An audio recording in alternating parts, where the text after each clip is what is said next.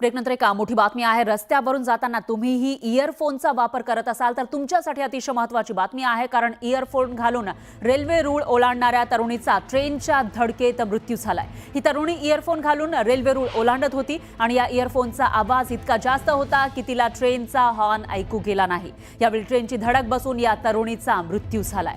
पश्चिम रेल्वेच्या सफाळे स्थानकाजवळ ही दुर्दैवी घटना घडली।